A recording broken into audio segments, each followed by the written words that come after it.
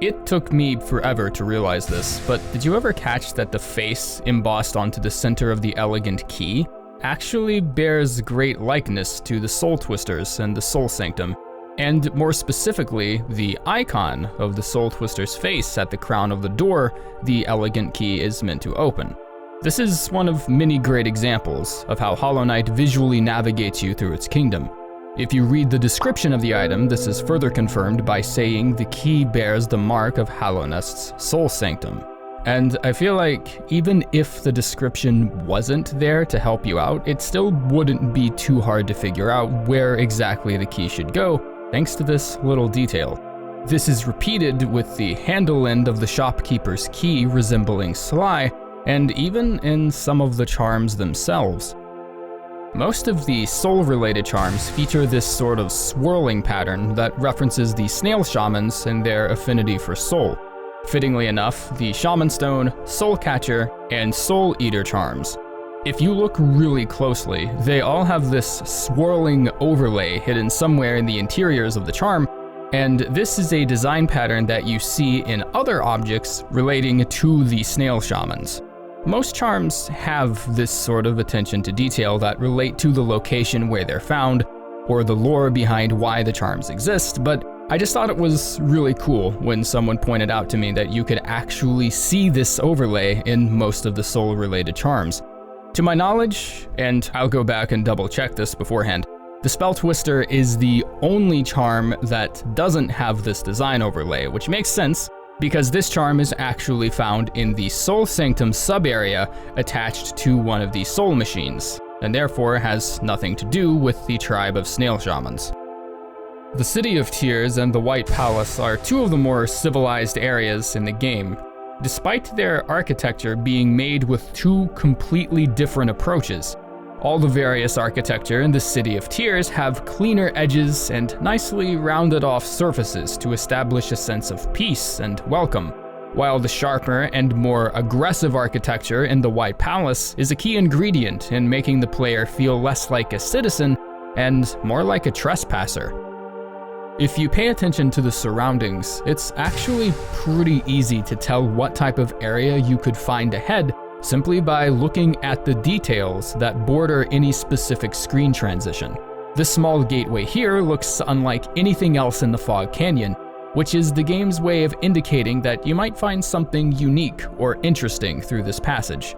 And of course, if you're able to swim through the lake with Isma's Tear, this route takes you directly to an entirely different area, the Queen's Gardens. The platforming room, where you find Thorns of Agony in Greenpath, is bordered by lots of dense thorns and vegetation, just as a small indication to let you know what sort of obstacles are waiting for you in this room. And the examples don't stop there either.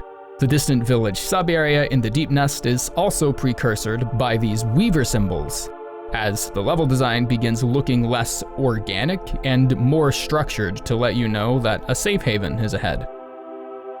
The rain in the City of Tears area is actually coming from the Blue Lake sub-area that's geographically located right above it. If you're a more dedicated fan, you probably already caught on to this, but someone pointed this out to me years ago, and it still blows my mind whenever I think about it. If we look at the map of Hallownest in full, we see that the Blue Lake sub-area is not only positioned right on top of the city, but spans across it almost completely. Did you catch Mr. Mushroom's poem describing the Monarch Wings? We speak the path of the Master Herald, he who would signal an age's end. Monarch flies in air set still, being the line of the poem that's supposed to represent the Monarch Wings ability in the Basin. Oh, you did catch that. Okay, well, did you also catch that defeating the broken vessel and retrieving the Monarch Wings actually stops the wind itself in the Basin level? Yeah, who am I kidding? You probably caught that one too. Good job. The Hollow Knight theme from the main menu comes up several times in the soundtrack, but is most prominently featured in the Broken Vessel, Sealed Vessel, and Pure Vessel themes. I had always wondered why this was, or if there was some sort of intent to this theme being repeated in these specific fights, It's actually because the knight is fighting one of its own kind.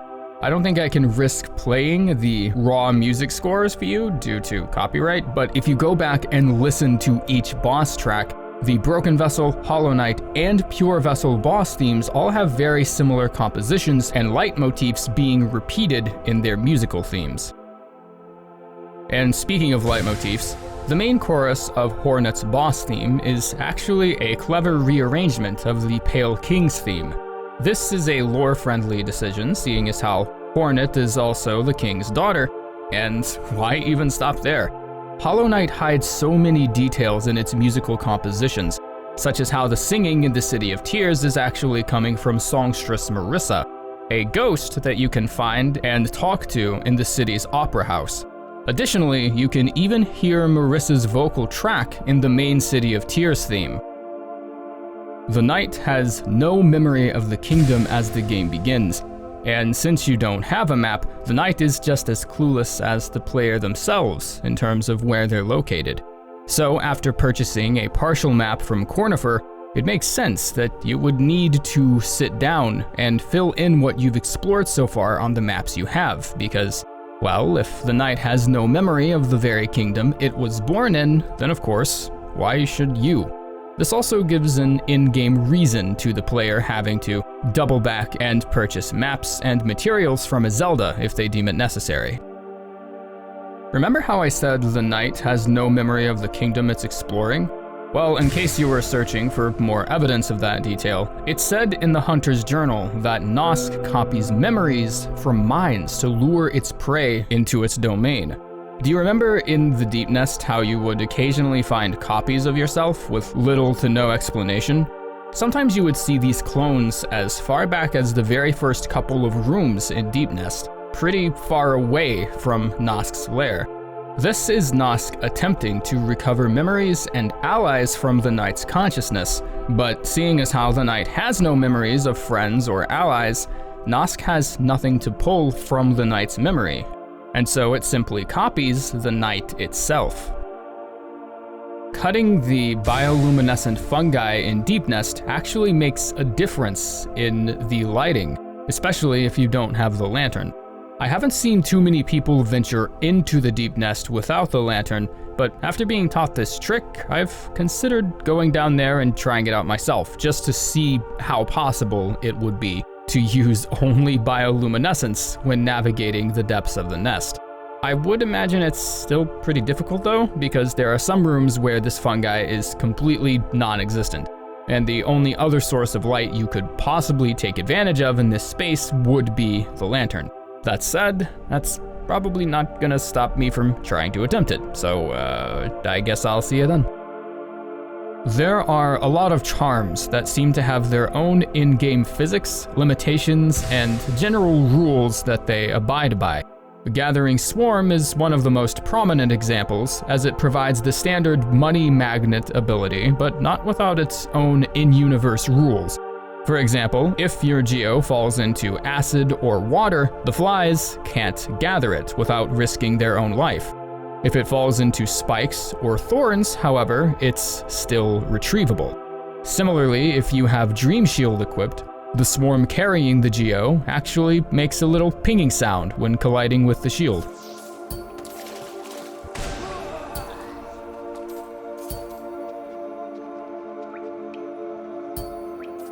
When you try to take the Desolate Dive ability, the Soul Master takes it back and breaks the floor, entering you into the second phase of the Soul Master's fight sequence. And again, this didn't click with me for a while, but Desolate Dive is actually the exact move he's using against you for the majority of this phase upon taking it back, almost as if to claim the ability for himself in a really vengeful, this is how you do it sort of way. And while not as flashy, even the Soul Warrior has a derivative of this attack, where he appears above the knight and immediately descends downward towards you with a swipe of his pen blade. Also, the first encounter you have with the Soul Warrior, there are actually two seats in the background, and as you can see, one of them is occupied by a Soul Warrior-like figure, and the seat to the right is empty. And as the player, you're kind of led to believe that the one attacking you currently was originally the one in the right seat. The relics that you collect, such as the Hallownest Seal and the King's Idol, are sometimes included into the details of the background. The visual motif of the Hallownest Seal is far and away the strongest, as it's seen pretty much everywhere in the Basin and in the City of Tears, but there was someone in my Discord who actually noticed this massive King's Idol in the background of the Queen's Gardens bench area after you talked to Cornifer. I wonder just how many of these you can find around Hallownest. Particle effects in Hollow Knight can either conceal or reveal to the player some really cool in-universe and practical details about your surroundings. This game has some pretty impressive particle effects, I have to admit. Did you ever catch that in the Green Path, if there were a platform occupied by a moss charger, stray leaves would occasionally rumble and shuffle around above the platform to indicate to the player that something else was there with you. Whenever you destroy a lantern, you can see a quick glimpse of the lumaflies that are scattering about after having been freed, and so forth. And just really quickly, before I wrap this up, I did mention our Discord a couple times throughout the video. So, in case you're curious, please come and join our little rowdy bunch in the Forge's very own Discord server. And yes, before anyone asks, cursing is allowed. Thanks for tuning into the Forge, and I'll see you next time. Take care.